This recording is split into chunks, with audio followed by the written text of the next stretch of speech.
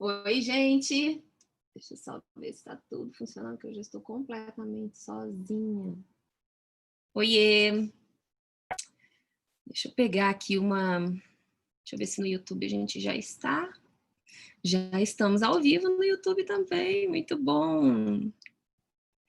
Gente, estou tentando fazer um negócio aqui de duas formas, ficando no YouTube de óculos ainda, que eu não gosto muito, no YouTube e no Instagram ao mesmo tempo. Gente, vai me dando um ok aí para eu saber se tá tudo ok, se tá funcionando bem, que eu tô brincando sozinha aqui hoje com esse negócio todo. Muito bom. Deixa eu ir colocando uma musiquinha aqui para a gente ouvir um pouquinho. Tá tudo bem? Vocês estão me ouvindo bem? Uma música que quem faz...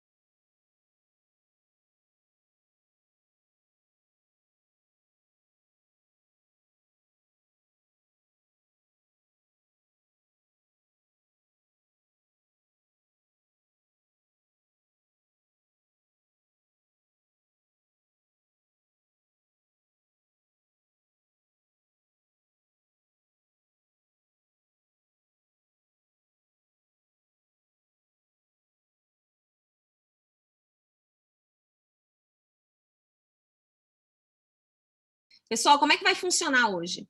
Não sei se vocês, quem está acompanhando as redes sociais da Flow, a gente está com várias ações voltadas para essa semana, né? Porque hoje, em especial, é o CX Day, é o dia que é comemorado globalmente pelos profissionais de CX em várias empresas, e eu vi, tem várias empresas que me marcaram, vou publicar aqui o que elas estão fazendo.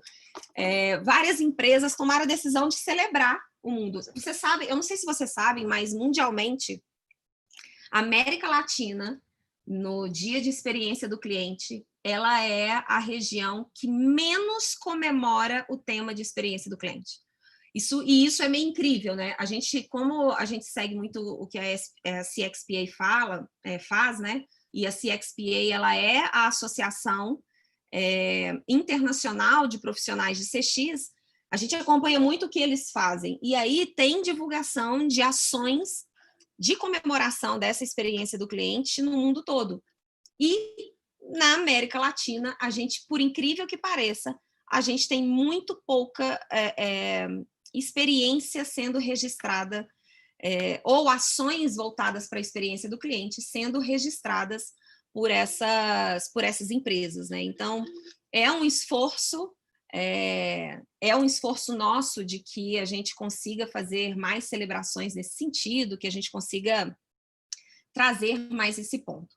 E aí a Flow, ela começou a fazer, no entanto, saiu agora um sorteio que a gente vai fazer para celebrar esse dia. Depois dessa live aqui, a gente vai soltar um vídeo. Na verdade, a gente vai soltar um vídeo por dia até sexta-feira, animação de CX, onde a gente vai explicar o que é CX, a gente vai explicar alguns outros pontos, tudo em animação, ou seja, a gente está pegando um curso nosso que é introdutório na Academia CX. Para quem não sabe, a Flow, ela tem a Academia CX, que são cursos online, cursos presenciais para empresas, e aí é exclusivo para a empresa, e a gente tomou a decisão de, nesse ano, pegar o curso introdutório, que eles chamam que é CX, que é composto por 4 vídeos principais, e a gente vai disponibilizar esses 4 módulos desse nosso curso introdutório em todas as nossas plataformas. Então, logo depois daqui, acho que está programado para 8 horas esse vídeo sair, Esse vídeo vai ser compartilhado no YouTube, vai ser compartilhado nas redes sociais,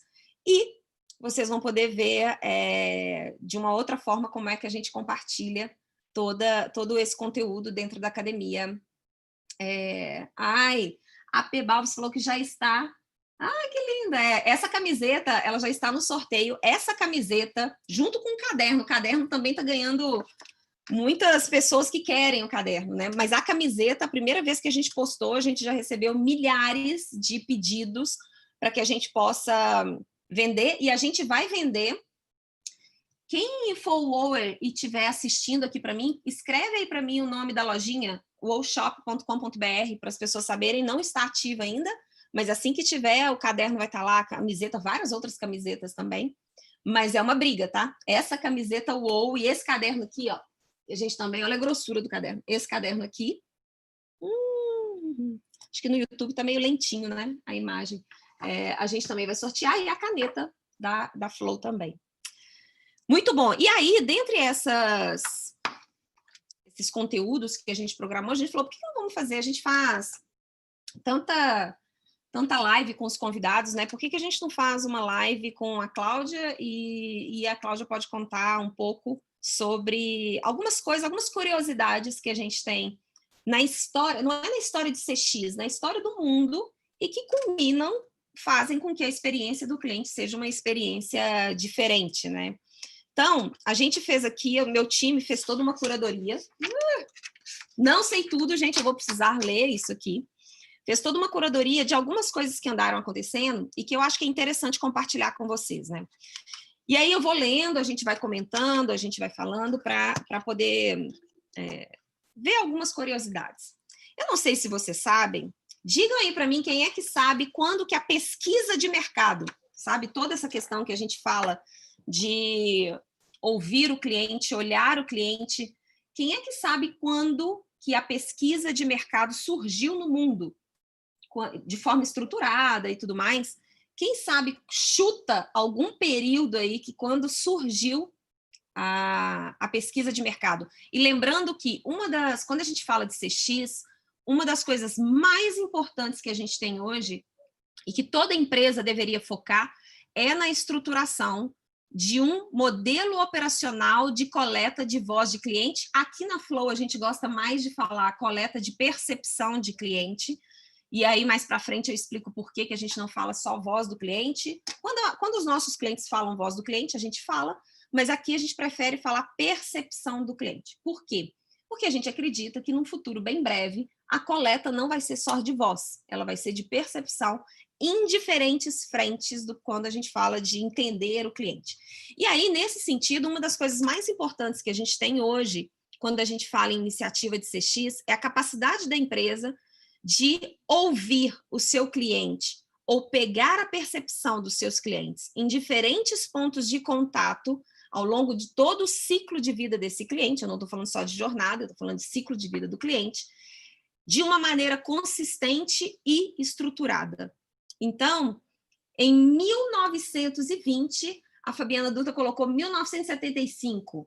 Não, pode tirar um bocado de ano aí. Em 1920, a pesquisa de mercado ela surge muito mais com foco para ajudar e testar algumas coisas vinculadas à publicidade, e não tanto olhando a questão de estruturação de produtos, de serviços, o aumento de portfólio, que naquela época, a gente ainda não chegou na era totalmente de aumento de portfólio e distribuição de portfólio, mas em 1920, quando surgiu a pesquisa de mercado, o olhar muito era de divulgar. Por quê? Porque a gente vinha numa era de produção escalonada para aquele período, tá, gente? Não é escalonada como se fosse agora, não.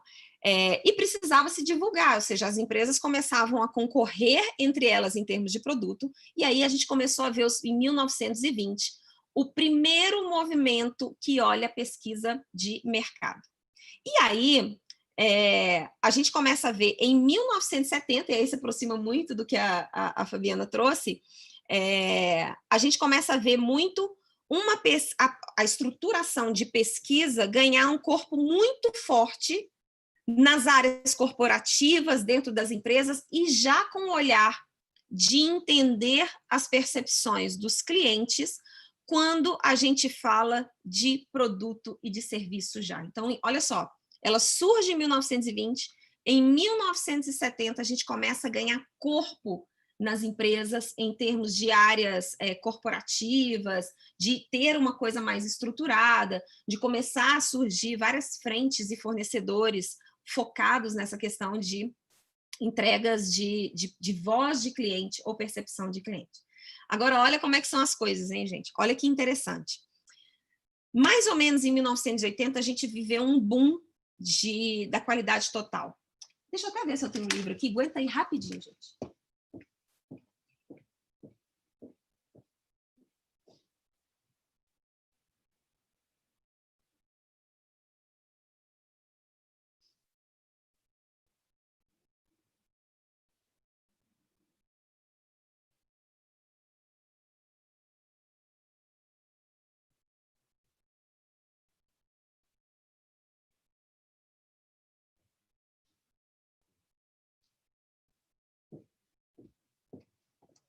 Não achei o livro aqui no meio dessa confusão toda que eu tenho de tanto livro aqui, mas eu vou contar a história dele para vocês.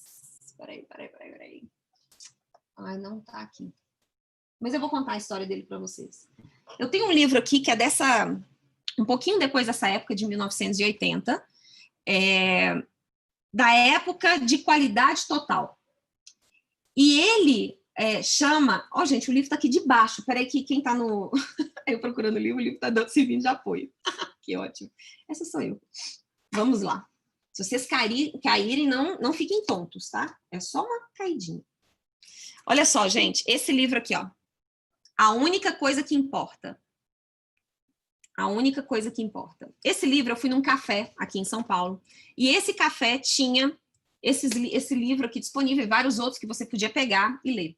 Esse é um livro, já é uma segunda edição, mas esse é um livro de qualidade total, de mais ou menos 1990, ou seja, depois um pouco desse movimento que eu vou falar, e ele fala exclusivamente de como a empresa precisa ter um único foco, que é o cliente. Gente, nós estamos falando disso de 1980 a 1995. Ou seja, quando a gente fala que a experiência do cliente surgiu agora, é um tema muito novo quando a gente fala do conhecimento das pessoas em relação à experiência do cliente. Mas falar de ter foco em cliente, quando foi em 1990 que a gente começou a ter aquele movimento de qualidade total chamado TQM, o conceito de satisfazer o cliente, ele já surgiu naquela época. Quando é que, se vocês pegam, esse livro aqui é meio que relíquia que a gente guarda aqui, né? Trazendo o poder do cliente para dentro da sua empresa. Ou seja, 1980, 1990, mais ou menos, que foi quando esse livro foi escrito. Mas aí, olha que interessante.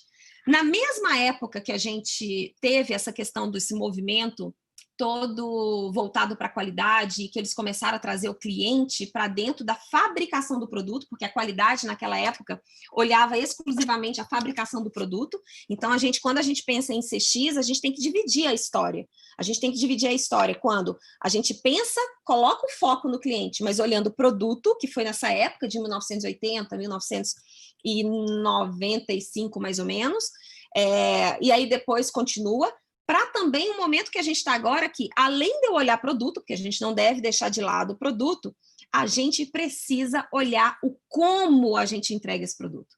Então, gente, em termos de história de CX, primeiro, é errado a gente dizer que CX surgiu agora. CX pode não ter esse nome, mas na hora que a gente pensa em olhar para o cliente, trazer o olhar do cliente para dentro da empresa, na época da qualidade, se colocou muito esse olhar focado em produto, e por muito tempo se permaneceu assim, até que a gente chega nesse momento agora, onde a gente traz o olhar do cliente não só para o produto, por favor, não esqueçam o produto, mas também um olhar também para como a gente embala, e aí faz todo o contexto para colocar esse produto no mercado, esse serviço no mercado. Mas uma coisa que eu achei interessante nessa curadoria que meu time time de educação e conteúdo fez para mim, é que mais ou menos por volta de 1980, a gente começou a ter alguns estudiosos desse meio de pesquisas de mercado, identificando que a forma como as pesquisas eram feitas, elas ignoravam por completo algumas questões que eles chamam de resposta emocional.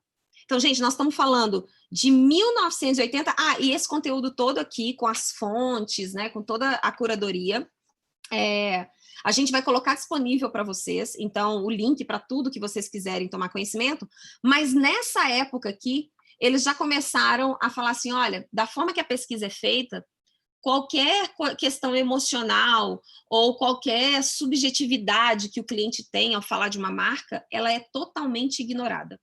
Totalmente ignorada. E aí, na hora que a gente olha para 1990, mais ou menos, que a gente começa a ver a questão da internet chegando, aí a gente vê o início muito forte do conceito de experiência do cliente da forma que a gente entende hoje. É lógico, hoje já está muito mais evoluído do que era em cerca de 1990, 95, da forma que eles falavam naquela época, mas foi com o advento da internet e todo o movimento que essa internet trouxe para empoderar o consumidor, que as empresas começaram a ver que não adianta só focar na questão de qualidade em termos de percepção do cliente, mas que a gente deveria trabalhar várias outras questões dentro desse tópico. E aí, em 1900, olha só, um dos principais conteúdos que a gente tem hoje, em termos de experiência do cliente, é o livro... Nossa Senhora, calma aí, Cláudia. É o livro The Experience Economy, né? A economia de experiência do cliente. Esse livro, ele foi escrito em 1998. 1998. Só que em 1992, a gente já teve uma turminha lá da Alemanha que eles começaram a fazer alguns estudos em cima da importância, então lembra, mais ou menos em 1990, daí para frente, surgiu a internet e a gente começou a ver um empoderamento maior dos consumidores, e esse empoderamento maior dos consumidores fez com que novos estudos na área de experiência do cliente começasse a acontecer. Então, o que a gente começa a enxergar nisso? As primeiras fontes de informação sobre a perspectiva de experiência do cliente, elas não surgiram com esse livro, A Economia da Experiência, né, The Experience Economy. Ela surgiu em 1992, onde eles colocaram um tema, a sociedade, The Experience Society, ou seja, a sociedade que é muito baseada em experiências. Gente, nós estamos em 2020, e nós estamos falando que em 1992 a gente já tinha um grupo de estudiosos ou um grupo de gurus nessa área de experiência do cliente, que eles começaram a trazer para a gente muito conteúdo falando, olha só, não é só produto que a gente joga no mercado, não é só portfólio de produto e qualidade produtiva, né, que a gente tem que olhar. Tem toda uma experiência, uma vez que você supre as necessidades básicas do seu cliente, tem todo em volta que o cliente começa a olhar, que é em termos de experiência, e que tem contato direto com a parte emocional. Por quê? Porque os clientes, eles começaram a ver que os clientes se comportam de maneiras diferentes, e que não dá para a gente taxar que é só cuidar da qualidade do produto, que tudo está resolvido. E aí, nesse movimento, olha só, em 1996, então lembra, eu falei de 1992, que surgiu The Experience Society, né, a sociedade baseada em experiência. Quando foi em 1996, a gente teve, antes era a Alemanha, né, agora já vão para a Dinamarca. A gente teve um dinamarquês que trabalhava muito num instituto muito voltado para estudos futuristas, né, para coisas que poderiam mudar o mundo. E em 1996, esse dinamarquês, Rolf Jensen, ele falou uma frase que eu queria ler para você. Então, 1996. Em 25 anos, o que as pessoas compram será principalmente histórias, lendas, emoções e estilo de vida. Em momento algum, ele fala que o que as pessoas compram são os produtos. Gente, nós estamos falando de uma pessoa que estava em 1996 e que traçou que em 25 anos nós teríamos um tipo de compra feito pelos clientes muito baseado no entorno de um produto do que exatamente o produto em si. Então, é muito interessante que quando a gente começa a falar de experiência do cliente nessa época, a questão voltada para sentimentos, individualidade de consumidor, sentimentos e tudo mais, ele já existia. O que a gente está passando agora foi porque, durante muito tempo, e aí é lógico, a gente ficaria aqui uma live com 20 mil anos olhando essas coisas para poder cobrir todos os motivos dessas transformações. Mas na hora que a gente olha essa evolução, né, que começou lá com a qualidade total, focada em produtos, em meios produtivos, as pessoas começam a perceber que nem só de produto e qualidade de produto um consumidor olha, que os consumidores começam a ser, com o advento da internet, isso empodera o consumidor e a gente começa a perceber que tem muita diferença entre os consumidores nos sentimentos que eles começam a ter em relação a marcas, em relação a produto, a como eles recebem.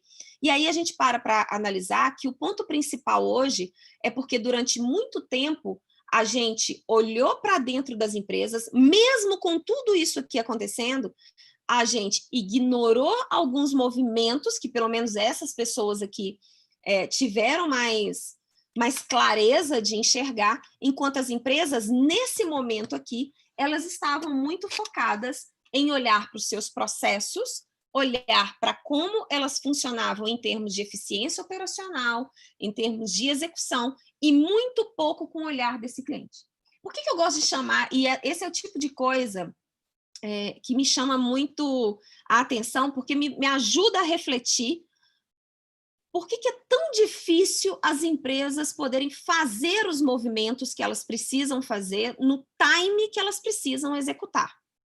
Num exemplo desse aqui, o que me leva a crer que o radar das empresas em termos de evolução das coisas, ou não é um radar muito ajustado, e segundo, tem um outro ponto muito crítico, que é a coragem dos líderes atuais das empresas tomarem, a partir do momento que tem uma clara percepção desses movimentos, terem a coragem de fazer as mudanças que são necessárias. Hoje, na live com o pessoal da revista Cliente SA, eu comentei um pouco disso, né, que CX nada mais é do que, assim, de uma maneira simplista, coragem para descontinuar o que a gente vem fazendo hoje dentro das empresas e começar a fazer o que deveria ser feito em termos de experiência para o cliente. Porque se a gente olha isso tudo que aconteceu, esse é um movimento que já vem provocando desde aquela época as empresas que provavelmente aqui estavam com um olhar muito interno. E aí, olha só, pensa, depois da gente passar por um movimento na Alemanha, por um movimento na Dinamarca, onde começa a se questionar muito a questão de experiência do cliente por outras perspectivas, que não são só de utilização de um produto ou de acesso a um produto, aí surge esse livro que eu não achei ali, eu não sei nem onde que deve estar emprestado com alguém, que é sobre a economia da experiência, da Experience Economy, que para quem quer se especializar, e aí eu digo que é só para quem quer se especializar e quer ter uma base conceitual muito forte, eu aconselho que se leia esse livro. É uma leitura fácil? Não, não é uma leitura fácil, mas é uma leitura obrigatória para quem quer avançar nesse tema e seguir nesse tema. Bom, na hora que a gente começa a ver o avanço, então lembra, lá em 1990, 1992, a internet surge, ganha força e tudo mais. Em 2000, a gente começa a ver o surgimento de várias startups no Vale do Silício, ganhando força, não é que lá não existia antes, mas ganhando muita força, e essas startups, também na Europa, também no Canadá, elas começam a ser responsáveis por mudar muito o que a gente começou a enxergar como possíveis experiências, né? Para vocês terem uma ideia, o NPS, que é uma das principais métricas usadas atualmente pelas empresas para medir a experiência do cliente, ela surge em 2003. Então, a gente tem a Setmetrics e a Bain Company se estruturando e trazendo esse conceito, que é uma métrica considerada muito simples. Hoje ela está sendo muito questionada, se vocês buscarem aí algumas publicações em relação ao NPS, vem sendo muito questionado, tanto em termos de estrutura, quanto em termos de aplicação e usabilidade dessa métrica internamente nas empresas, mas é uma métrica válida. Aqui na Flow, a gente aconselha somente a fazer o NPS relacional, nunca o transacional, mas aí depois a gente vai ter um conteúdo voltado só para métricas, e a gente pode explorar um pouquinho mais esse conteúdo, mas a gente tem, em 2003, essa divulgação do NPS. Quem viabilizou a popularização desse conceito foi a Harvard, com um artigo deles, a Harvard Business Review, com um artigo deles, e aí que a gente pode dizer que começou a surgir. E aí tem algumas coisas que a gente precisa ter no radar, como mudança de experiência, quer dizer, inovações que surgiram, e aí a gente teve algumas mudanças de experiência num conceito como todo. Por exemplo, eu não sei se vocês sabiam, mas em 2007, a Amazon estruturou o Kindle. Foi a primeira vez que a Amazon estruturou o Kindle, mas ele ganhou uma linha de produção e escala de produção em 2011. A gente pode dizer que o Kindle, apesar de não ser a maneira mais...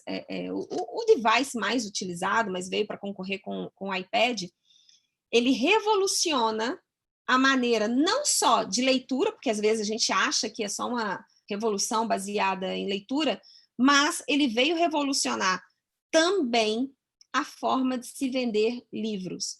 Se a gente parar para analisar em termos de experiência, tá, eu vou escrever um livro, vou publicar um livro, como é que isso era antes e como é que a Amazon fez com que essa popularização acontecesse.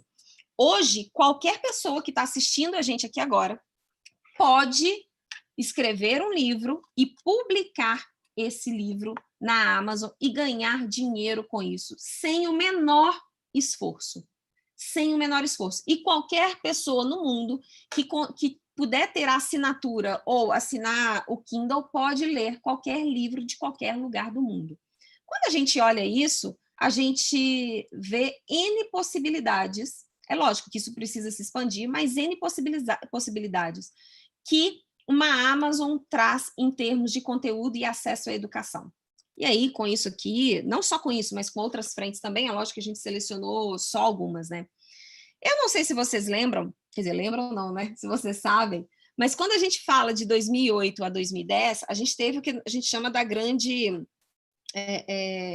recessão que atingiu alguns países, ou vários países do mundo e tudo mais. E eu não sei se vocês sabem que a Uber ela foi fundada nesse meio tempo aí, em 2009. É lógico que ela ganhou muita força em termos de lançamento em 2011, mas nós estamos falando de empresas muito novas e que geraram um impacto, uma transformação. Se a gente pegar de 2011 para 2020, a gente falando de 9 anos, que são muito poucos anos para a gente poder transformar todo um mercado de mobilidade urbana, e daí surgir muita coisa. Então, qual que é a mensagem principal que a gente tem que ter nisso aqui? É que quando eu estava falando lá do início, bom, a gente pegou 1920, né, falando de pesquisa, as coisas demoravam para mudar. Levava-se muito tempo para ter uma descoberta, uma mudança, uma implantação e um impacto na sociedade. Quando a gente começa a ver essas transformações que a gente tem agora, são muito rápidas. Tá, Cláudia, mas o que você quer dizer com isso? Eu quero dizer que empresas que antigamente se estruturavam em termos estratégicos da seguinte forma: não, eu não quero ser o primeiro, porque o primeiro dá trabalho. O custo de ser o primeiro no lançamento dá trabalho. Eu quero ser o segundo. É uma estratégia, dependendo do produto, do serviço e tal, é uma estratégia muito boa. Existe até uma teoria de que aquelas empresas que lançam um produto em segundo momento, muito refletido com o seu concorrente que teve o custo do lançamento pela primeira vez, tem muito mais sucesso do que aquele que protagonizou. Isso é uma verdade. Só que aí o ponto principal que eu trago aqui em termos de experiência do cliente é o seguinte: não tem problema você definir uma estratégia de segundo lugar quando você fala em termos de experiência do cliente ou inovações para esse cliente. Isso pode ser uma estratégia, se ela está correta ou não, depende muito do seu negócio, do seu momento, da sua velocidade e do quanto você quer bancar uma estruturação dessa. O ponto principal aqui é que, com o advento da transformação digital, você ficar como segundo é muito mais difícil do que você ser o primeiro e ser protagonista. Então, a estratégia de segundo em termos de inovação e lançamento de novas soluções em termos de experiência para o cliente, para o seu cliente, ela deveria ser pautada também pelo seu nível de, primeiro, adaptação, né? A gente está falando muito de movimento ágil, mas a gente tem que entender que o movimento ágil ele não é só fazer rápido. Muito pelo contrário, o movimento ágil ele é muito mais de você se adaptar rapidamente e aí, a partir disso, conseguir executar rapidamente do que só executar rápido. Você executar rápido uma coisa que não está aderente ao seu cliente, mesmo que você tenha velocidade, é melhor que você nem se adapte. Então, na hora que a gente fala dessa estratégia, e aí a gente começa com um monte de avanço, por causa da tecnologia, um monte de avanço de novos modelos de negócio, uma estratégia de segundo lugar com uma empresa que o nível de adaptação dela a essas novas experiências que são jogadas pelo primeiro do mercado como protagonista, seu nível de adaptação e de reação a esse novo lançamento for baixo, você não vai ser o segundo, você vai ser o quinto. Então, é uma estratégia, mas no movimento, na transformação digital, as empresas agora precisam tomar muito cuidado com a rapidez de adaptação em relação à experiência que entregam para os seus clientes. Tomem nota disso. Todas as vezes que a sua empresa estiver analisando uma iniciativa de CX, uma nova solução e tudo mais, eu estava visitando com a minha mãe o Banco Itaú, e aí eu não tenho problema de poder contar isso, que isso foi contado lá dentro, e eu não sei se vocês sabem, mas a ideia da conta dual, né, ou seja, você ter a conta jurídica e a conta física juntas, ela surgiu primeiro dentro do Itaú. E o Bradesco foi mais rápido em lançar. E aí, logo depois, o Itaú não pôde fazer o lançamento dessa estratégia, pelo que um profissional do Itaú me contou.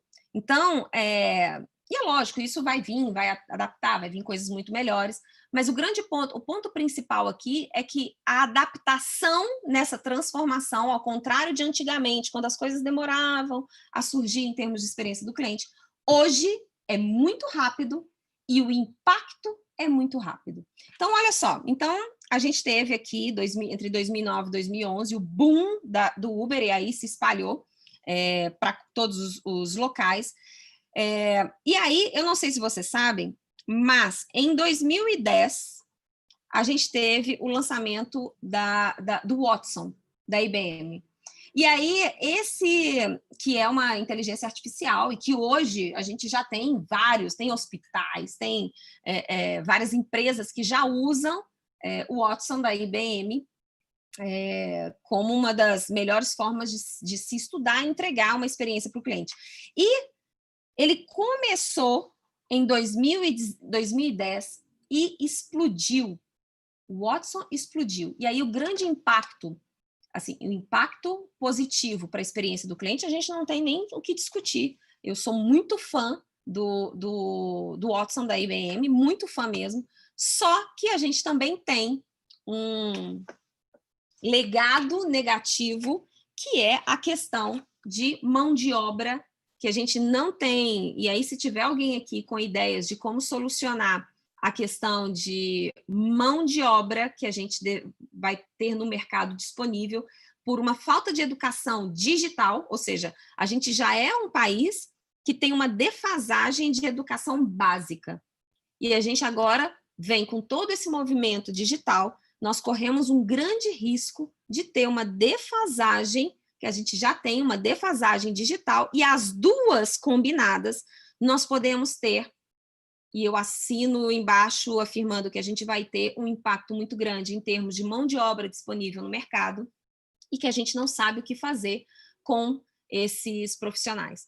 Startups que surgirem para resolver esse dilema do que fazer com uma população que tem uma defasagem de educação básica associada a uma defasagem de educação digital, são startups que vão explodir, e eu não arrisco dizer isso, eu não digo isso em vão explodir no mercado como em termos de investimento, de estruturação e tudo mais, porque existe um ponto de interrogação e ninguém sabe dizer o que vai ser isso.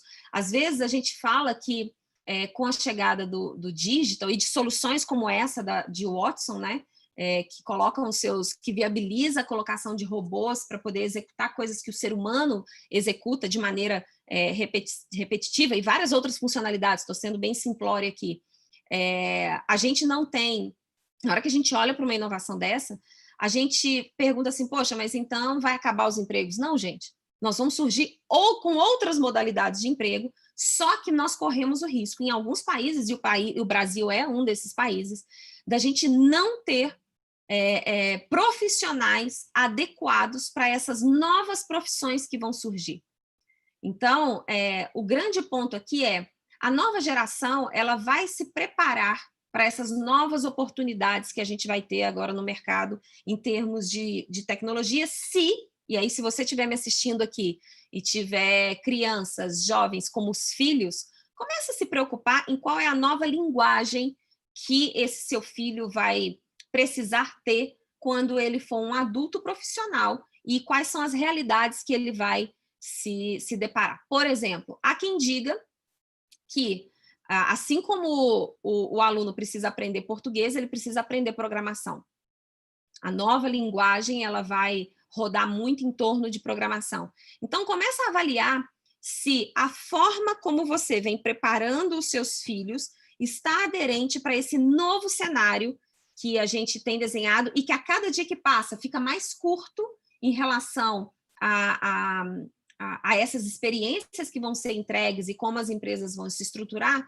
Começa a acompanhar para que os pais possam chegar à conclusão de que o caminho que eles estão apoiando o filho a escolher, é um caminho positivo. Esses pais vão precisar também ter um conhecimento, uma capacidade que a gente fala aqui na Flow, né? Uma capacidade fuçativa bem grande para poder colocar, entender as mudanças que vão acontecer e colocar os filhos para poder se preparar para essas mudanças. Então, não é brincadeira, gente. A gente ainda anda falando muito de experiência do cliente em termos de algumas ações muito básicas dentro das empresas, mas em termos de transformação da sociedade, em termos de todo o impacto que essas novas experiências podem trazer para a empregabilidade, para a aderência dos filhos dentro dessa nova realidade, é absurda. A gente ainda nem tem noção.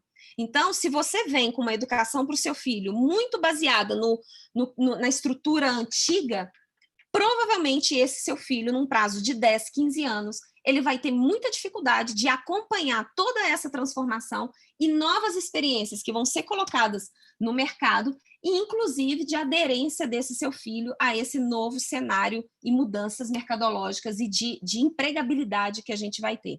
Então, por que a gente quis fazer essa live hoje com muita história de CX? Não é simplesmente para trazer uma coisa conceitual, de que, olha, surgiu esse conceito e tal.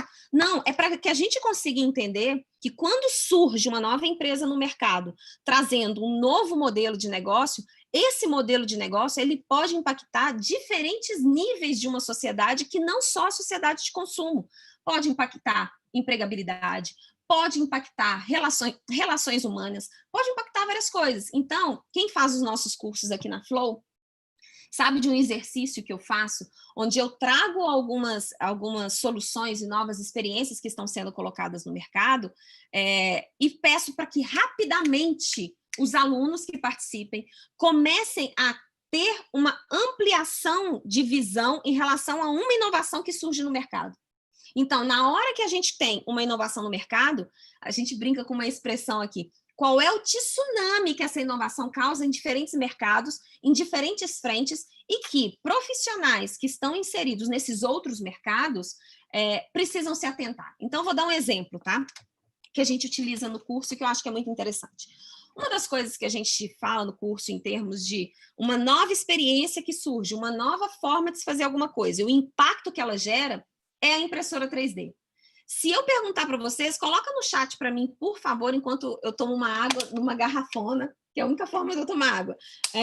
Coloca no chat aí para mim quais são os mercados que vão ser impactados com a impressora 3D. Pode ser um mercado que vai ser impactado positivamente pela impressora 3D ou um mercado que vai ser impactado negativamente pela impressora 3D.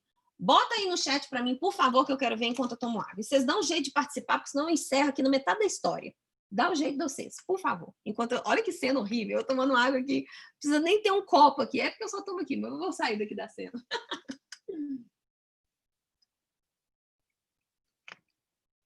Vamos lá. Qual mercado, gente? Bota aí, queima a cachola. Queima a cachola. Tá acostumado a ver, por exemplo, eu tô fazendo um tratamento de dente e o meu dente vai ser impresso. Eu vou filmar tudo, tá? Eu vou fazer uma peça e a peça vai ser impressa em impressora 3D. Eu vou poder dizer que o meu dente foi impresso. É legal isso? Não sei, mas que eu tô achando o máximo que eu vou poder filmar, mostrar tudo para vocês, o meu dente sendo impresso. Olha o nível de intimidade, meu dente sendo impresso. Olha só. A gente tem aqui M. Lima. É o Maurício Lima? Maurício, me diga se é você. Automóveis, Sims. Letícia Peroso, saúde, varejo, educação, médico, serviço de campo, telefonia. Olha só. Nós vamos ter, automobilístico, Daniel Santana trouxe muito bem, nós vamos ter muito mais mercados sendo beneficiados com a impressora 3D do que sendo impactados negativamente. Por quê? Porque, por exemplo, a gente já tem hospitais em São Paulo que imprimem órgãos. A Adidas já divulga há um tempo que ela imprime vários tênis. Vocês podem ter impressoras dentro das suas próprias casas. Vocês acham, gente, que, fazendo um parênteses, né? Adoro fazer parênteses e perder na discussão. Mas vocês acham, gente, que quando surgiu o computador, que ele era do tamanho dessa sala aqui, né? As pessoas que criaram os computadores teriam em mente que os computadores estariam... Cada pessoa, cada casa teria um computador na sua própria... E que pior, ou melhor, né? As pessoas teriam computadores dentro dos próprios bolsos. Provavelmente, quem criou o computador daquele tamanho não conseguia sequer enxergar a possibilidade. Aí depois talvez isso venha acontecer, mas é muito do que a gente olha em termos de impressora 3D hoje em dia. A impressora 3D, ela vai revolucionar o modo como a gente se relaciona com consumo. Por quê? De maneira geral, todo mundo falou trabalho de campo e tal, a gente pode imprimir peças, a gente pode imprimir órgãos, a gente pode imprimir roupa, a gente pode imprimir vários produtos e, de novo, consegue enxergar o impacto em mão de obra, uma vez que eu estou imprimindo, eu não preciso alocar tanta mão de obra no meio produtivo, então a gente também tem a impressora 3D junto com o Watson impactando, e essa realidade de mão de obra é terrível, assim, da gente não saber como trabalhar com isso tudo. Mas em termos negativos, impacto negativo, a gente tem que tomar muito cuidado. Lembrando que aqui, o meu ponto principal nessa história toda não é em quanto tempo isso que eu estou falando vai impactar. Não me importa muito tempo, importa que eu tenha a cabeça aberta para toda inovação que surgir. Eu sou uma profissional que olho para essa inovação e começo a pensar, putz, que impacto é esse? Que impacto essa inovação vai trazer? Não sei se é agora, não sei se é daqui 20 anos, mas que ela vai trazer, ela vai trazer. Olha que interessante. Quando a gente fala de impacto negativo, nós temos algumas coisas que podem acontecer. Pensa bem como que as coisas funcionam hoje, né? Então, eu tenho uma empresa que produz um produto lá na China, aí hoje ela coloca esse produto num meio de transporte, esse transporte desembaraça lá, vem pelo navio ou vem pelo avião, passa tudo até chegar no Brasil. Quando chega aqui no Brasil, a gente desembaraça esse produto e a gente usufrui desse produto do jeito que tem que usufruir. Isso pode levar aí seus 15 dias, 20 dias, 30 dias, 40 dias, 50 dias. Quando a gente fala de impressora 3D, eu posso desenvolver o projeto na China, mandar o projeto por nuvem para alguma empresa aqui no Brasil que imprime o projeto. E aí a gente começa a ter a impressão dos produtos que foram desenhados e projetados na China, aqui dentro do Brasil. Tem uma loja aqui, ali no bairro de Pinheiros, que eu acompanhei o crescimento dessa loja. Essa loja é de impressão 3D. Ela começou pequenininha. Hoje a loja já está enorme. E aí, na hora que a gente pensa em tudo isso, poxa, então quer dizer que eu não preciso mais trazer o produto, eu mando o projeto por nuvem e imprimo aqui? Uhum. E aí, qual é o mercado que mais vai ser impactado pela impressora 3D se não se adequar a isso? O mercado de logística tradicional do jeito que é hoje. É lógico, gente, que eu estou extrapolando o conceito para a gente poder entender, e a gente tem que equilibrar esse discurso de acordo com algumas realidades, mas a Adidas, quando ela fala que ela imprimiu mais de, acho que 100 mil pares de tênis, ela não precisa imprimir no lugar e transportar isso, ela pode imprimir aonde ela já vai vender. E aí, se eu sou de uma empresa de logística, talvez eu tenha que monitorar nesse momento se eu tenho que investir mais em meios de transporte ou em galpões de impressora 3D. Se eu vou ser responsável por transportar um produto ou se eu vou ser responsável por viabilizar uma entrega. Então, reparam que na hora que a gente traz uma situação dessa, como o surgimento do Uber, surgimento do Watson, surgimento da impressora 3D, o que a gente está tentando trazer aqui para vocês é que, ao olhar o surgimento de algum novo produto ou serviço, façam a conexão com o impacto que isso vai trazer em termos de experiência do cliente, sim, mas em termos de sociedade, porque uma vez que eu impacto a sociedade, eu volto a impactar a experiência do cliente, e isso começa a virar totalmente um ciclo. Então, se a gente pegar o exemplo quando surgiu o Uber, antes de surgir o Uber, a gente já tinha, inclusive aqui no Brasil, uma iniciativa e que depois se expandiu muito para o mundo, que é a EasyTax, né? Ou seja, ela já vinha com algumas iniciativas, aí veio o Uber 99, Cabify e por aí vai de várias soluções. Qual é o impacto disso tudo? Se eu olhar o impacto desses novos conceitos de mobilidade urbana no curto prazo, eu ignoro que num futuro, qual futuro, Cláudia? Não sei, não me importa o prazo, me importa se eu estou com a cabeça aberta para aquilo ali. Num futuro X qualquer, esses novos modelos de negócio que trabalham a questão de mobilidade urbana podem impactar a indústria automotiva. E é por isso que a indústria automotiva estuda novos modelos de negócio para o mercado. Então, a gente tem que tomar muito cuidado com esse tipo de situação que surge para a gente não limitar a nossa visão. A pior característica, tem várias, né, gente? Estou exagerando aqui. Tudo meu é meio exagerado, vocês equilibrem o discurso aí, tá, gente? Com a realidade de vocês. Isso, Daniel, fenômeno decoupling, muito bem. Esse decoupling é importante, é mesmo. Quem faz o curso com a gente aprende a questão do fenômeno decoupling. Quem não conhece o fenômeno decoupling, joga aí na internet e vê se acha aí fenômeno decoupling. Muito bom. Na hora que a gente olha essa questão de inovação, a pior característica que uma das piores características que um profissional, eu não arrisco dizer nem que seja um profissional de CX, tá? Eu arrisco dizer que é qualquer profissional de qualquer área, finanças, contabilidade, RH, comercial e tal, qualquer profissional, se ele não estiver com a capacidade fuçativa alta em termos de monitorar o que está acontecendo no mercado e começar a fazer esse raciocínio em termos de tsunami, né? De impactos, seja positivos ou negativos, em cima disso, é um profissional que vai ficar para trás. É um profissional que não vai acompanhar as mudanças que estão acontecendo e provavelmente vai perder atratividade no mercado em termos de impacto que pode gerar para a empresa. Por quê? Pensem bem, nesse momento agora, a gente está muito fortemente buscando profissionais que tenham uma cabeça mais aberta, que tenham uma aceitação ou uma habilidade muito mais voltada para o ambiente ágil, né? Ou seja, por quê? Por causa desse time curto das coisas, né? Ou seja, antigamente tudo demorava a mudar e agora não, então eu preciso me adaptar rápido.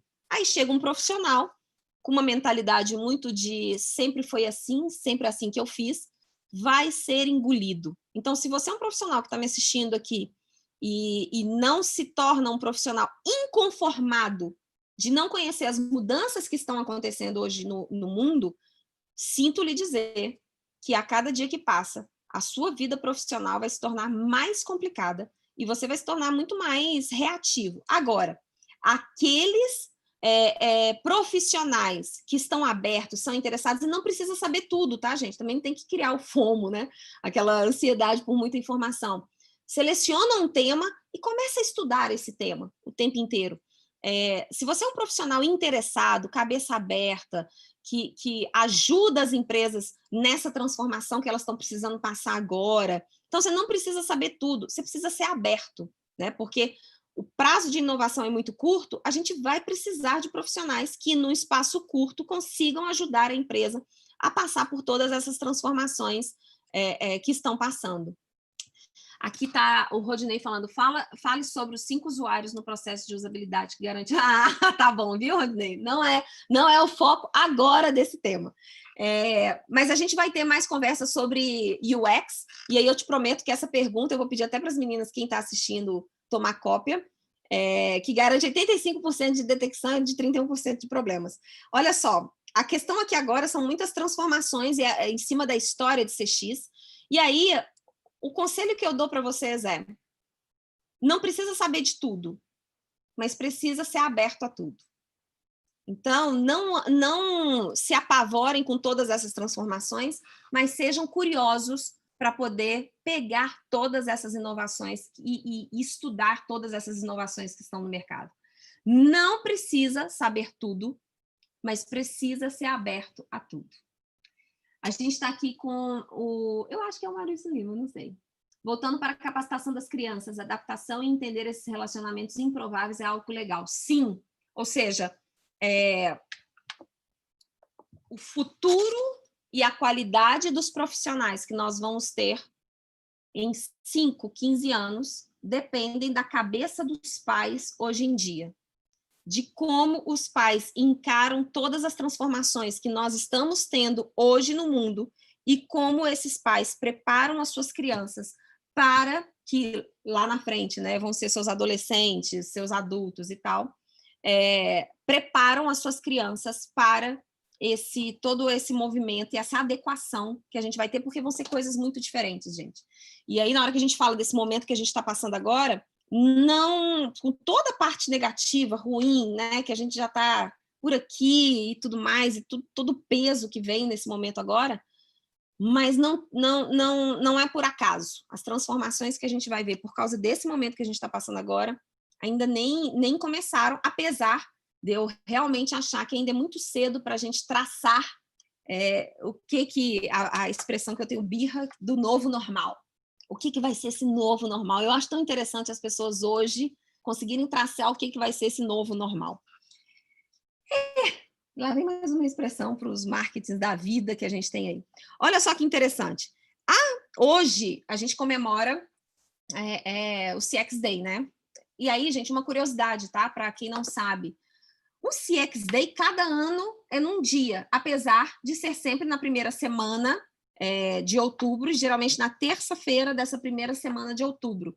Então, a CXPA, que é a Customer Experience Professional Association, que é uma associação de profissionais de CX mundial, ela estipulou que é na segunda, ou acho que é na segunda terça-feira, na primeira terça-feira do mês de outubro. Então, cada ano, hoje é dia 6, ano passado foi dia 5, então a gente começa a ter cada ano, mas é sempre na primeira semana de outubro. Eu não sei se vocês sabem, mas CXPA também surgiu em 2011, né? Ou seja, eu peguei o início da CXPA, na verdade antes ela já tinha algumas ações, mas não estavam tão estruturadas, de maneira estruturada, focando em CX e tudo mais. Ela surgiu em 2011 e eu consegui pegar porque eu comecei a me especializar nessa área em 2008, então eu vi o surgimento da CXPA, entrei para a CXPA, participei da CXPA, tenho muita gratidão por todo o aprendizado. E quem tem facilidade com inglês e quer saber muito conteúdo de inglês e fazer contato com os principais profissionais, consultores de CX, eu aconselho.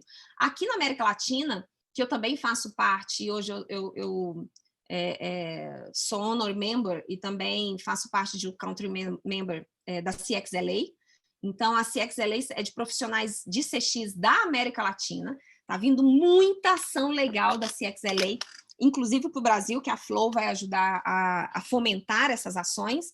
Então, a gente vai ter coisas muito similares ao que a CXPA fez nos Estados Unidos, a gente vai ter na América Latina como um todo, incluindo o Brasil. Isso, ou seja, isso não vai... você só não vai saber entender de CX se vocês não quiserem, porque vai ter muito conteúdo. E falando nisso, eu queria fazer uma divulgação aqui. Se tiver alguém da comunidade, a EURI, de alguém da comunidade do Customer Force, eu não sei se todo mundo aqui conhece, mas existe a comunidade do Customer Force, e eles lançaram ontem, muito legal, falei que eu ia divulgar, o portal Customer. Então, joga aí na internet o portal Customer, acho que é .com.br ou .com, não tenho certeza. Vocês vão ver muito, foi lançado ontem por eles, vocês vão ver muito conteúdo sobre CX, Customer Success, UX, e todos os parentes desses conceitos todos nesse portal. Já está rico de conteúdo. Então, acessem aí, eu vou pedir para as meninas, quem for o Ower e estiver assistindo, se puder colocar o link aqui para a gente, do portal Customer. Eu acho que é portalcustomer.com.br, se eu não me engano. Ou se eu iria, ou tiver alguém do Customer Force. Além disso, joga lá no LinkedIn Customer Force e entra para o grupo, que vocês vão ter acesso a muito conteúdo, eles preparam muita coisa boa. Então, gente, não tem desculpa para não aprender. Agora, olha que interessante. Quem faz o nosso curso também vê o quanto eu falo da importância de todo mundo estudar sobre blockchain. Eu não estou falando somente de estudar sobre criptomoedas. Criptomoedas é uma coisa e tal. O blockchain é uma plataforma que a gente chama de uma tecnologia, né? Ou seja, tem uma plataforma que é chamada de Ethereum, acho que é o Ethereum mesmo, não sei se é assim que pronuncia, que é uma plataforma descentralizada. O que significa isso? Eu consigo, dentro dessa plataforma, usando uma tecnologia do blockchain, e tem documentário no Netflix para quem quiser assistir, que faz com que a gente consiga fazer transações, inclusive transações comerciais. Eu tenho um colega meu que era cliente da TIM e tal, eu não sei nem se ele está mais na TIM, mas foi quem me apresentou. Olha, gente, isso foi no começo da Flow, em 2016, se eu não me engano. Ele que me apresentou o blockchain, criptomoeda e tal. E naquela época, ele já fazia compra de viagens, de materiais, de tudo mais, utilizando blockchain, tá? Então, aí, olha que interessante. Utilizando criptomoedas no blockchain. Imagina que você tem uma plataforma, e isso aqui começou a surgir em 2013, 2009, a gente começou com os conceitos de Bitcoin dentro dessa plataforma e tal, não sei o quê. E quando foi entre 2013 e 2015, a gente teve essa plataforma Ethereum, que lá dentro utilizava a tecnologia do blockchain. Para quem não entender, eu dou um conselho. Comecem a ver os vídeos no YouTube sobre blockchain, Ethereum, criptomoeda e tudo mais. Assista os documentários que tem no Netflix. E se você perceber que a cada vez que você assiste mais doido você fica, ou doida você fica, saiba que você está no caminho certo, porque é exatamente isso. Mas olha que interessante, imagine que nessa plataforma, ela é totalmente descentralizada. O que é descentralizada? O governo não consegue controlar as transações que acontecem lá. Só que, por incrível que pareça, mesmo não tendo todo esse controle, as transações realizadas lá dentro, uma vez realizadas, ninguém apaga. E aí eu estou tentando ser bem coloquial, tá? Então pode ter eu posso esquecer algum detalhe dessa explicação. E para que você, por exemplo, vocês estão me assistindo, e eu vou pegar aqui a minha chaveirinho aqui, a Aninha que está me assistindo aqui, que é uma Ower, e vamos supor que eu quero fazer uma transação comercial com a Aninha, tá? Eu posso vender uma casa através do blockchain para a Aninha, fazer toda a transação com a Aninha, e uma vez que ela está feita, eu não preciso registrar num cartório. Só que para ela ser feita, eu preciso de no mínimo 10 pessoas, se eu não me engano é isso mesmo, 10 outros usuários que aprovem essa transação de acordo com a reputação que eu tenho dentro da plataforma. Então, se algum dia eu fiz alguma transação com alguém e essa transação ela não foi bem, ou essa pessoa me avaliou negativamente, ou eu sacaneei mesmo alguém numa transação, roubei alguma coisa, essas outras pessoas que precisam aprovar uma nova transação, elas vão olhar essa minha reputação. Tem uma boa reputação? Elas aprovam transação feita com a Aninha. Não aprovam? Eu não consigo fazer nenhuma transação com a Aninha através do blockchain. O que significa isso, gente? Por que será que no início, quando isso surgiu, o governo foi contra e tentou barrar blockchain, Ethereum e companhia limitada? Pesquisem na internet algumas formas de controle que o governo tentou ter nessa plataforma. E por que será que agora nós temos o governo, nós temos bancos, nós temos N outras empresas se estruturando a questão de blockchain internamente? Por que será isso? Porque dizem que com a chegada do blockchain, a reputação de muita coisa, e aí tem um lado negativo também, tá? Então, assim, nem tudo é positivo 100%. Então, tem o lado negativo também, onde a gente pode ter um uso indevido do blockchain, apesar deles dizerem que o blockchain pode impactar muito a questão de reputação, inclusive sem precisar de cartório, botar algumas ordens aí, quando a gente fala em questão de cartório. Mas, de qualquer forma,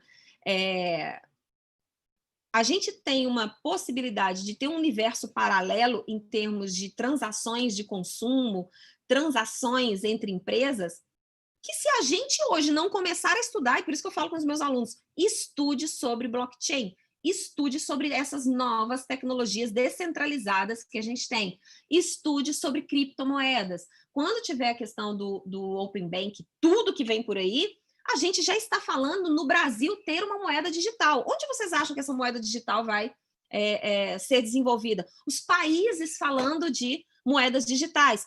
Comecem a ler sobre o futuro da comercialização com moedas digitais entre países. A gente falar que o real ele vai passar a ser uma criptomoeda, né? Uma moeda digital. E qual é o impacto disso para a hegemonia, por exemplo, de um dólar? Joguem na internet, comecem a ler e fiquem doidos junto comigo, porque eu não quero ficar doida nessa situação sozinha. Então, por favor, comecem a ampliar. Viu uma inovação? Exagera, gente. A gente está falando aqui de Bitcoin em 2009, a gente está falando de 2013, 2015 com o Ethereum. Não é possível que a gente vai olhar isso e vai se contentar em só saber que existe criptomoeda e está tudo certo, está tudo beleza. Não dá para ser mais um profissional desse. Quando a gente olha uma história dessa e o impacto que tem isso tudo em termos de experiência do cliente, nós precisamos, sim, olhar como isso tudo vai afetar a nossa vida, a nossa empresa, nosso mercado de atuação, a gente como profissional, se eu estou preparado ou não para me manter nisso aí. Então, bitcoins,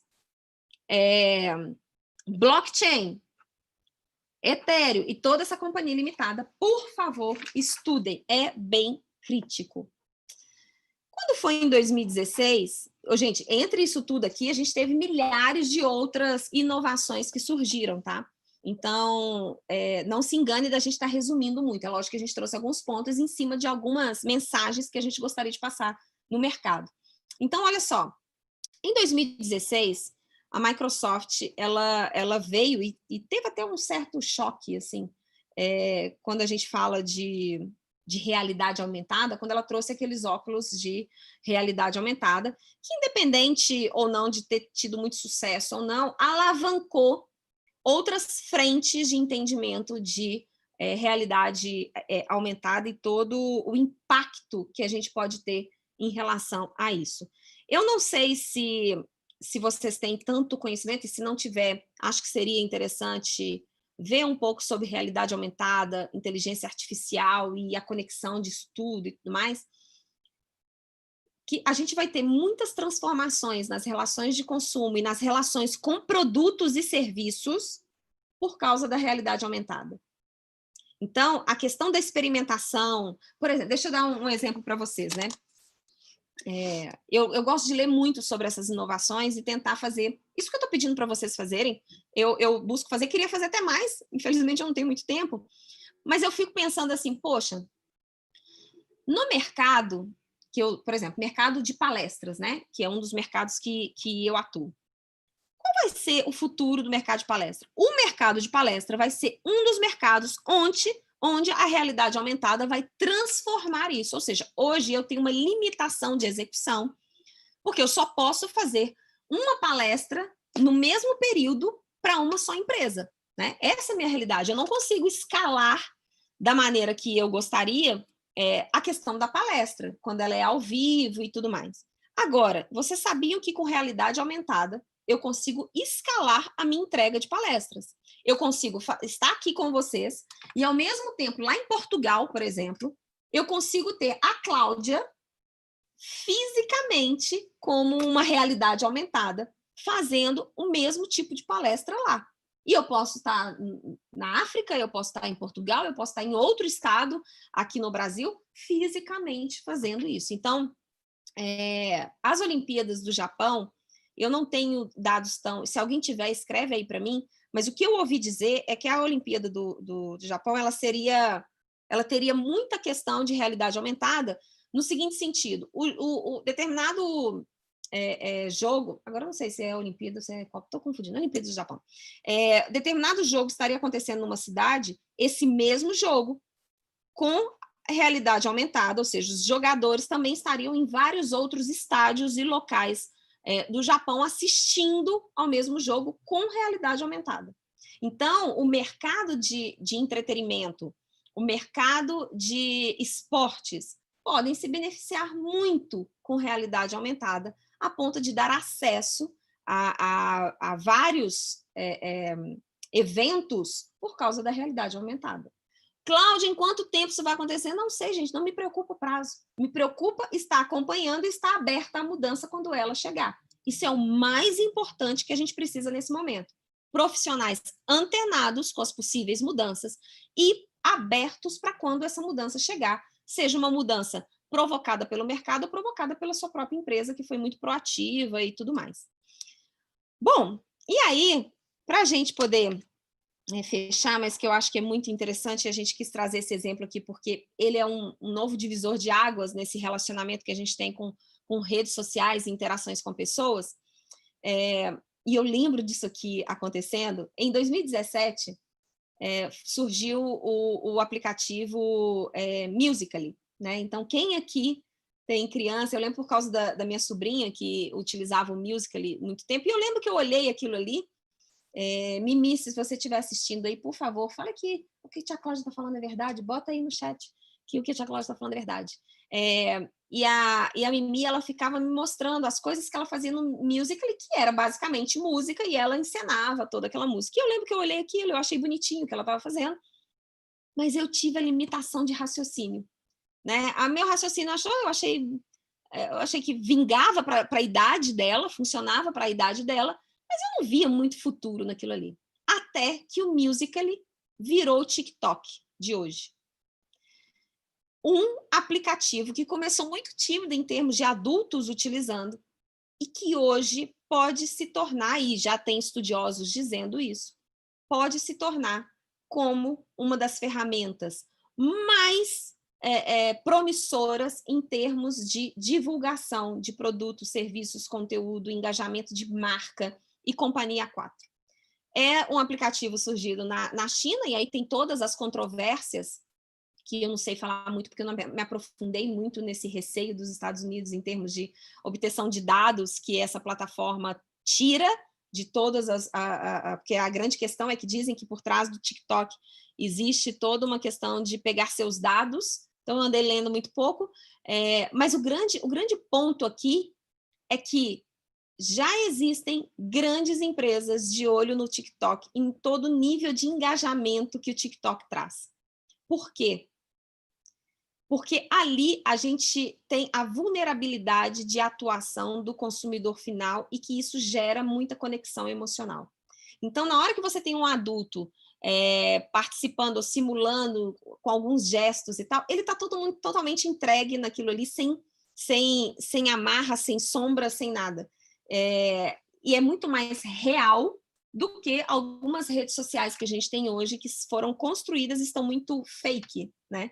E o grande perigo agora é a gente ter o uso do TikTok muito para o que vem acontecendo com o Facebook e tal, não sei o quê, a gente toma muito cuidado para Instagram também não ser assim, mas que traga muita coisa falsa e que perca isso, mas fiquem de olho na questão do TikTok.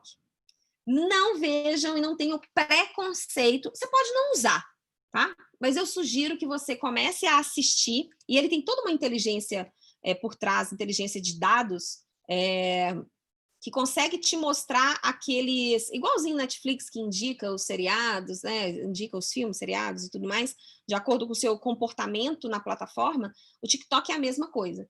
Então, ok, você não gostar, achar que é bobo e tudo mais, mas, de novo, cabeça aberta. Vá para o TikTok com um olhar técnico, para você estudar, ver os impactos, como é que você pode usufruir para engajamento da sua marca e tudo mais. Não precisa ficar fazendo as mímicas lá, os gestinhos, ouvindo as músicas, dançando e simulando qualquer coisa. Não precisa fazer isso não, gente. Mas só tenha um olhar técnico. Se você é um profissional de CX, você precisa ter esse olhar técnico. E aí, falando um pouco da questão de dados, né, que é um outro ponto que a gente precisa estudar muito. E dados, gente, é uma coisa que você começa a estudar agora, já vem coisas novas e tal. Eu queria, para a gente poder fechar aqui, eu deixar para quem quiser colocar alguma pergunta, alguma consideração, anotem essa frase aí. É uma frase que eu estou com muito ela, que eu criei, estou muito nela na cabeça. Se te interessar, você anota. A questão dos dados, hoje em dia, que a gente vai precisar estudar muito, muito, muito e acompanhar muito isso. E aí eu sugiro que vocês assistam a live que eu gravei falando da Amaro, né, na CX Now, com o Wellington da Amaro, que foi muito legal, e que ele explorou muito a questão de como a Amaro utiliza dados para criar experiências customizadas para suas clientes. Então, tá no meu canal do YouTube, hoje a gente tem 30 lives com executivos de diferentes mercados no Brasil, então se você não viu ainda, eu acho que vale a pena. E aí tem esse da Amaro, que é basicamente falando de dados atrelados à experiência do cliente. Então, anota a frase aí. Dados é para que você haja certo, seja mais assertivo em relação à experiência que você entrega. Mas não deixe o emocional de lado, porque o emocional conecta. Então, os dados é para que você acerte. O emocional é para você conecte com o seu consumidor. Então, não existe a menor possibilidade de uma empresa trabalhar dados sem trabalhar emocional do cliente. É por isso que eu venho estudando tanto a parte emocional do cliente, que para mim é a próxima onda de CX, junto com a espiritualidade das empresas, mas isso aí é um outro conceito, senão a gente vai ficar aqui falando disso um tempão. Eu já até perdi quanto tempo a gente tem, daqui a pouco o Instagram derruba. Mas lembrem-se disso, não existe falar de dados sem falar de emoção, e as próximas ondas de experiência do cliente que a gente vai ter, quando, Cláudia? Não me importa o quando, importa que eu estou monitorando, estou aberta a isso. Vai ser muito relacionado à emoção do cliente estrategicamente, tá? A gente vê nas mesas estratégicas das empresas a discussão sobre o emocional do cliente e espiritualidade nas empresas. Mas aí eu fecho aqui com um ponto de interrogação para que vocês possam ler um pouco mais sobre isso. Meu povo e minha pova, a gente vai colocar isso aqui, né? Eu vou pedir para as meninas fazerem uma timeline e colocar isso aqui para vocês, disponibilizar todo esse conteúdo e as fontes que a gente conseguiu para que vocês possam ver. E depois a gente promete trazer mais coisas em termos de timeline, de históricos. Então, meu povo e minha pova, se vocês tiverem outras ações, já estou ficando até doida, outras perguntas para colocar aqui. E agora pode ser de qualquer coisa, tá, gente? Não precisa ser só desse conteúdo que eu trouxe, não. Qualquer coisa relacionada a CX, eu vou ficar aqui mais uns 5 minutinhos para a gente poder interagir e eu poder responder para vocês. Enquanto isso, deixa eu ver o que o povo andou escrevendo aqui. Olha, o Daniel colocou total. Lembrei até de um livro que li sobre a união de QMS, de qualidade total, e CX. Se chama Achieving Customer Experience Excellence Through a Quality Management System, com certeza. E, em cima desse comentário do Daniel, que ele fala da questão da qualidade, né, da gestão da qualidade vinculada a CX, gente, eu queria colocar um alerta aqui para vocês. Existe no mercado uma expressão falando assim, olha, as empresas deixarem de ser centradas em produtos e serviços e serem mais centradas no cliente. Tomam cuidado com isso, pelo amor de Deus. O problema não é um ou outro. O problema é a ordem das coisas. A gente não pode deixar de lado produtos e serviços, a gente não pode deixar de lado a qualidade de produtos e serviços. Eu não vou deixar de lado o foco em produtos e serviços. O grande ponto aqui que a questão de CX traz e de centralidade no cliente primeiro você olha o cliente, depois você olha o produto e serviço, mas você olha os dois. Não tem esse negócio de deixar de ser uma empresa centrada em produtos e serviços para ser uma empresa centrada no cliente. Vai fazer isso. Vai deixar de ser centrado em produto para vocês verem onde que nós vamos parar. Daqui a pouco nós estamos voltando com todo o conceito de produtividade, de portfólio, de tudo mais que a gente já passou disso. Por quê? Porque a gente deixou de olhar produto e serviço. Então, não. Qual é o conceito? Primeiro, centralidade no cliente, customer centricity, e depois o product centricity, que é a questão da gente trazer esse conceito do cliente, de produto, baseado no que eu entendo do cliente. Então, é o que a gente chama do movimento de fora para dentro. Antes, quando eu era muito centrada em produto e nada em cliente, eu fazia um movimento de dentro para fora. Agora, com a centralidade no cliente, eu olho de fora para dentro, mas eu não deixo de olhar produto e serviço. Por favor, gente, não deixem de olhar produto e serviço. Obrigada, Daniel. Beleza. O André está dizendo aqui dos mercados que é a impressora 3D. Precisamos aprender como usar a tecnologia da impressora 3D. Quais as possibilidades de aplicação e o custo disso para ter mais clareza do que terá impacto negativo. Com certeza. Então, esse monitoramento dos benefícios ou não benefícios de uma impressora 3D é que toda empresa tem que ter. Lembrando, eu preciso ter a cabeça aberta, eu preciso entender, eu preciso analisar. Senão, eu fico ultrapassado. Esse é o grande ponto. Gente, eu que leio pra caramba, monitoro, às vezes me dá um desespero, falando, cara, eu não estou conseguindo acompanhar tudo que está acontecendo nesse mercado aí como um todo. Imagina quem não está acostumado, quem não tem essa, que a gente fala aqui na Flow, né? Essa capacidade fuçativa para buscar as coisas. Deixa eu ver se alguém aqui no Insta. Não, beleza. Meu povo, listos? Ou seja, pronto? Pessoal, queria agradecer. Nós vamos agora... Não deixem de assistir o vídeo que a gente vai publicar agora, daqui a pouquinho, no YouTube. E feliz dia CX Day para vocês. Amanhã tem mais conteúdo. Amanhã a gente tem uma live com a Gabi, com o Lucas e com a Laís, e eu vi que a Laís está aí com a gente também. Gabi e Lucas, se tiverem também, dão um oi. Que são profissionais de CX, que iniciaram a carreira há algum tempo em CX, mas estão construindo resultados, é tudo muito novo e tudo mais, e eles vão trazer quais foram as melhores práticas até esse momento que eles tiveram para desenvolver a sua carreira em CX, ou seja, está começando agora em CX, ou quer fazer um movimento de carreira e trabalhar com CX, não perde a live de amanhã, 6h30, que a gente vai ter a Laís Porto, que foi a ganhadora do prêmio de experiência do cliente, de profissional do ano, de CX, ano passado, que é um prêmio que a Track entrega durante o CX Summit. A Laís Porto vai estar com a gente amanhã. A Gabi, que é outra que trabalhou na TOTS, hoje ela está na Ambev, coordenando toda a parte de estratégia de CX, fazendo um trabalho fantástico dentro da Ambev. E o Lucas, que já é muito conhecido aí nas redes sociais, né? O Lucas do Tribanco está fazendo um trabalho sensacional. O Lucas ele vem com um esforço de grãozinho a grãozinho dentro do Tribanco, e vale muito a pena vocês conhecerem todo o trabalho, e eles vão trazer coisas que eles já fizeram, como que eles se desenvolvem na carreira, como que está sendo esse trabalho de ajudar a empresa a fomentar isso, o início de carreira, o que eles fizeram, agora que os 3 estão em cargos de coordenação de CX dentro das empresas que trabalham, e que foco que eles estão dando. Então, gente, amanhã tem um conteúdo riquíssimo durante todo o dia, a gente preparou vários conteúdos para vocês, tem vídeo novo também de animação em CX, animação, né? É feito em animação, mas tem um conteúdo muito rico, e para fechar com chave de ouro, a gente tem a live com a Laís, com a Gabi e com o Lucas. Beleza? Pessoal, grande beijo para vocês, obrigada a todo mundo que esteve aqui comigo nessa live, adorei fazer uma live aqui com vocês e todo mundo, muito obrigada, e a gente tem muito mais conteúdo até sexta, E sexta-feira a gente tem uma participação especial de todos os Wowers. Vocês vão ver quem são os Wowers da Flow e que fazem a história da Flow. A gente vai fazer um bate-papo bem descontraído com eles e vai trazer muita tendência para a gente. Beleza? Pessoal, beijo. Muito obrigada. A gente se vê amanhã na live com a Laís, com o Lucas e com a Gabi. Obrigada, bom descanso para todo mundo.